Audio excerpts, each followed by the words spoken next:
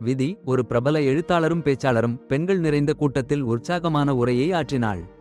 அந்த உரையில் டோனி என்ற பெண்மணியின் கஷ்டங்களை அவள் பகிர்ந்தாள்.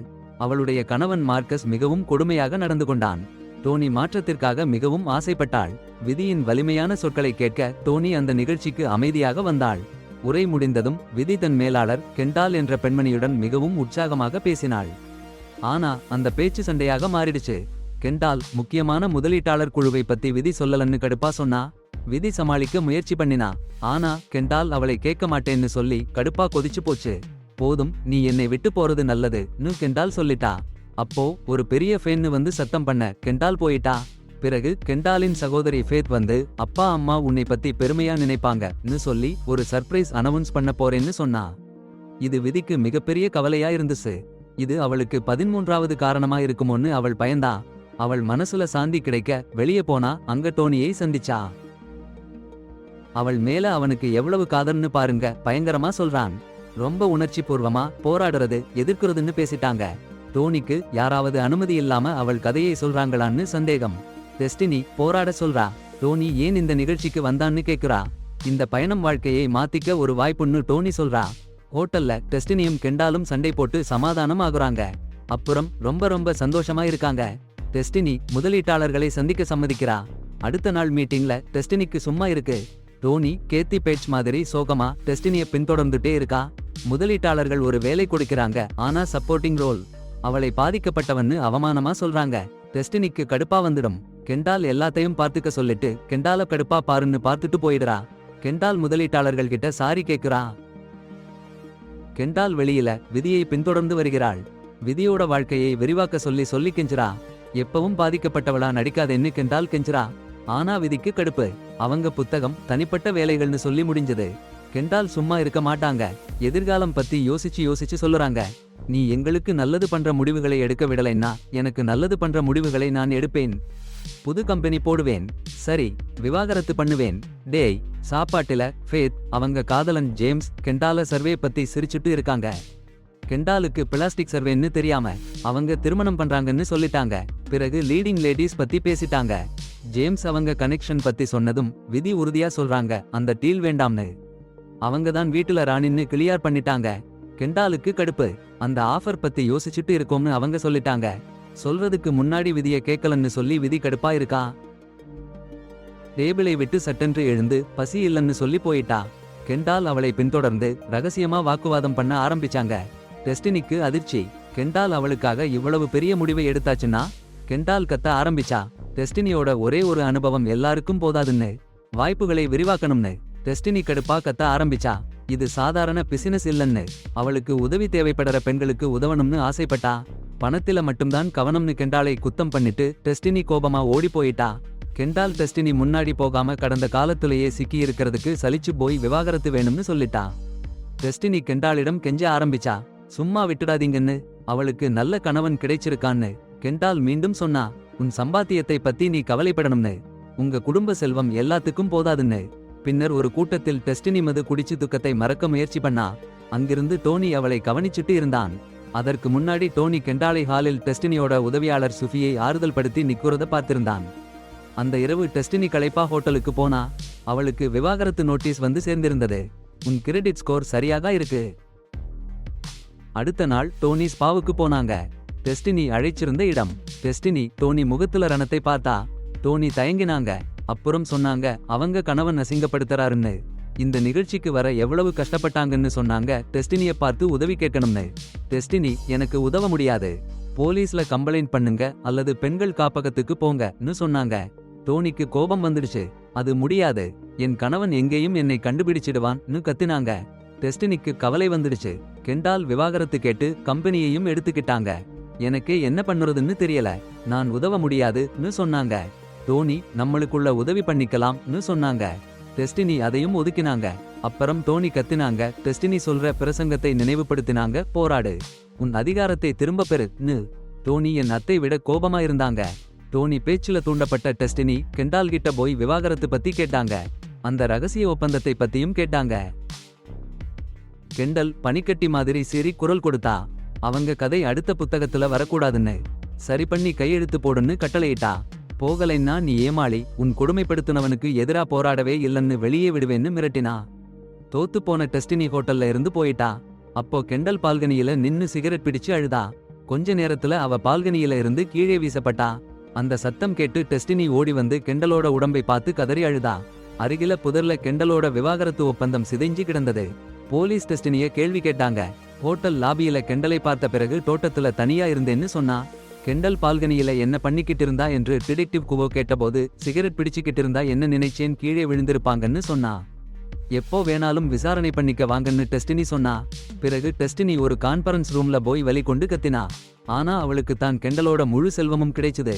அப்புறம் டோனி டெஸ்டினிய சந்திச்சு பேசலாம்னு சொன்னான். டோனியோட அறை. டெஸ்டினி சொல்றா, போலீஸ் கிட்ட போ, போலீஸ் கிட்ட போன்னு. ஆனா அந்த நேரத்துல கதவு டபுக்குன்னு அடிச்ச சத்தம். டோனி அதிர்ச்சியில நடுங்கி போச்சு. டெஸ்டினி, நான் பார்த்துக்கிறேன்னு சொல்லி அது டோனியோட காதலன் மார்க்கஸ்னு நினைச்சு கதவை திறக்க போறா. ஆனா டோனி டெஸ்டினிய மறைச்சு வச்சுட்டு சத்தம் பண்ணாதேன்னு கெஞ்சுறா. டெஸ்டினி அங்க மறைஞ்சு உட்கார்ந்து எல்லாத்தையும் பார்க்கறா. மார்க்கஸ் டோனிய கடுமையா சண்டை போட்டு, உன் சாமான்களை எடுத்து போய்விடுன்னு கத்தறான். அந்த அறைக்குள்ள மறைஞ்சு உட்கார்ந்திருக்கிற டெஸ்டினிக்கு கொஞ்சம் கஷ்டமா இருக்கு. அது அவளுக்கு பழைய ஞாபகங்களை தெரிஞ்சுக்கிட்டு வருது. சண்டை சத்தம் இருந்ததுக்கு அப்புறம் டெஸ்டினி கண்ணீர் விட்டு அறையில இருந்து வெளியே வருறா. ஆனா டோனி காணோம். மார்க்கஸ் ரொம்ப சின்ன பையன் மாதிரி தான் இருந்தான். எனக்கு என் பசங்க எல்லாம் இருந்தா கெண்டாலோட சவசடல அவனுக்கு ஒரு நல்லா உதட்டு வச்சிருப்பேன். டெஸ்டினி கெண்டாலுக்கு சோகமான சடங்கை பண்ணிக்கிட்டு இருந்தா. தூரத்துல ஒரு மரத்த பின்னாடி டோனி நின்னுட்டு இருக்கிறத பார்க்கறா. அவ சரியில்லைன்னு தெரிஞ்சுக்கிட்டு டெஸ்டினி சீக்கிரமா சடங்கை முடிச்சிடுறா. கெண்டாலோட சவசடல ஜிஎம்ஓ என்னும் டிடெக்டிவ் வந்து, கெண்டால் சாகுறதுக்கு முன்னாடி யாரும் டெஸ்டினி விவாகரத்து பண்ணிக்கிட்ட விஷயத்த சொல்லலையேன்னு கேக்குறான். டெஸ்டினி சொல்றா, எனக்கு அது முக்கியம் இல்ல. நான் கார்டன்ல இருந்தேன். கெண்டால் தானே தவறி விழுந்தாங்கன்னு. ஆனா ஜிஎம்ஓ சில ஆதாரங்கள் இருக்குன்னு சூசகமா சொல்றான். கெண்டால் ஜானிஸ் வீட்ல கொலை பண்ணப்பட்டிருக்கலாம்னு சந்தேகம். கெண்டாலோட அம்மா டெஸ்டினியோட இறுதிச் சடங்கு பேச்சுக்கு மறைமுகமா கடுமையான வார்த்தைகளை கொட்டினாங்க. டெஸ்டினி கெண்டாலோட சாவுக்கு ஜானிஸ் தானே காரணம்னு நினைச்சா. ஜானிஸ் டெஸ்டினி பயணத்துக்கு போகாதா, கெண்டால் இன்னும் உயிரோட இருந்திருப்பான்னு நேரடியா சொல்லிட்டா. டெஸ்டினி அதுக்காகத்தான் ஜானிஸ் கணவன் அவளை விட்டு போனான்னு திரும்ப சொன்னா. அப்புறம் ஜானிஸ் டெஸ்டினியை அப்படி ஒரு அறை விட்டாங்கன்னா. டெஸ்டினியோட மூதாதையர்களுக்கே அது உணர்வு தெரிஞ்சிருச்சு. வீட்டுக்கு போனா டோனி கார்கிட்ட காத்திருந்தான். டெஸ்டினி, என்ன செய்யணும்னு சொல்லுங்கன்னு கேட்டா. டோனி, கெண்டாலோட சாவு திருமணத்தை முடிச்சு டெஸ்டினியோட வாழ்க்கையை சீரழிக்க விடாம தடுத்தாச்சு. அதனால இப்போ டெஸ்டினி அவளுக்கு உதவணும்னு கூறினா. டெஸ்டினி பயந்து டோனியை போக சொன்னா. ஆனா டோனி கடுமையா பேச ஆரம்பிச்சு அவள்தான் டெஸ்டினிக்கு அவளோட அதிகாரத்தை திரும்ப கொடுத்தா. இப்போ டெஸ்டினி அவளுக்கு உதவணும்னு சொன்னா. டெஸ்டினி கெண்டாலை கொலை பண்ணினாளான்னு சந்தேகமா கேட்டா. டோனி போலீஸ் யாரையும் பிடிக்கலன்னு சந்தோஷமா சொன்னா. டோனி எச்சரிக்கிறார், கதை மாறலாம்னு. விதி சேர்ந்து வரலைன்னா சிதைஞ்ச விவாகரத்து சான்றிதழை சாக்கெட்டிலிருந்து புடுங்கி காமிக்கிறார். டெஸ்டினி போலீஸ் அழைக்க போறேன்னு மிரட்ட, டெஸ்டினியை தான் கெண்டாலுக்கு கொலை பண்ணின மாதிரி காட்சிப்படுத்திடுவேன்னு டோனி பேச ஆரம்பிக்கிறார். ஏன் இப்படி பண்றீங்கன்னு டெஸ்டினி கேட்கிறா. அவங்க புத்தகங்கள்ல எல்லாம் படிச்சிருக்கேன்னும் டெஸ்டினி போராடினாங்கன்னும் டோனி சொல்றார். கேவலமா? டெஸ்டினி சொல்றாங்க, போராடவே இல்லைன்னு. பொய் எல்லாம். டெஸ்டினி என்ன பண்றாங்கன்னா மார்க்கஸை கொல்லணும். உதவி பண்ற மாதிரி. இல்லன்னா போலீஸுக்கு போய் கேஸ போடுவேன்னு டோனி மிரட்டுகிறார். புத்தக வெளியீட்டு விழா. கேண்டல் காதுல சோளம். டெஸ்டினியோட புத்தகமே வெளியாகிறதுக்கு முன்னாடியே நிறுத்திடுறாங்க. கெண்டாலோட பேர் டெஸ்டினியோட புத்தகத்துல இருக்க கூடாதுன்னு ஜேனிஸ் சாராயம் குடிச்ச மாதிரி சொல்றாங்க. டெஸ்டினி கெண்டால் சாவணும்னு கனவுல கூட நினைச்சதில்லன்னு அழுது கெஞ்சுறாங்க. ஆனா டோனி சொல்றார், கெண்டால் டெஸ்டினியோட வாழ்க்கையை நிறுத்த போறாங்கன்னு. கெண்டால் சுஃபி கூட கள்ள தொடர்பு வச்சிருந்தான்னு டோனி வெளிப்படுத்துறார். அதிரடி. அலுவலகத்துல டெஸ்டினி சுஃபிட்ட கடுமையா எதிர்கொண்டா. விளக்க கொடுக்க விடாம அவ சரமாரியா கேள்வி கேட்டா. அப்புறம் முக்கியமான பெண்களோட ஒரு மீட்டிங் வச்சா. அவங்க எல்லாம் டெஸ்டினியோட வேலை பண்ண முடியுமான்னு சந்தேகப்பட்டாங்க. டெஸ்டினி மன்னிப்பு கேட்டு அவங்களை நம்ப வைக்க முயற்சி பண்ணா. சுஃபிக்கு ஒரு யூஎஸ்பி கொடுத்து கெண்டாலோட ஆடியோ ரெக்கார்டிங் இன்வெஸ்டர்ஸ் கிட்ட போட சொன்னா. ஆனா ஆடியோ ஸ்டார்ட் ஆன உடனே கெண்டால் இல்ல, டெஸ்டினி கோபமா திருமண விவாகரத்து பத்தியும் எல்லாத்தையும் இழந்த துக்கம் பத்தியும் அதிகாரத்துடன் கத்தி ரெக்கார்ட் பண்ணது வெளியில வந்தது. டெஸ்டினி அதிர்ச்சியில உடனே ரெக்கார்டிங் நிறுத்தினா. டோனி தான் அதை மாத்தி வச்சிருக்கான்னு புரிஞ்சுக்கிட்டா. அவ பதட்டமா ஃப்ரான் அலி கிட்ட டோனி எப்படி அலுவலகத்துக்குள்ள நுழைஞ்சான்னு கேட்டா. ஆனா சுஃபி கலக்கமா பார்த்தா. டோனி யாருன்னே அவளுக்கு தெரியல. அலுவலகத்துல வேற யாருக்கும் தெரியல. அவங்க எல்லாரும் டெஸ்டினிய பைத்தியக்காரி மாதிரி பார்த்தாங்க. டெஸ்டினி அதிகமா கதறினதால இன்வெஸ்டர்ஸ் பணம் தரமாத்திட்டாங்க. சுஃபி மறுபடியும் நிர்ணயிக்க முயற்சி பண்ணா. ஆனா அவங்க சொல்லிட்டாங்க, பேச வேண்டாம்னு.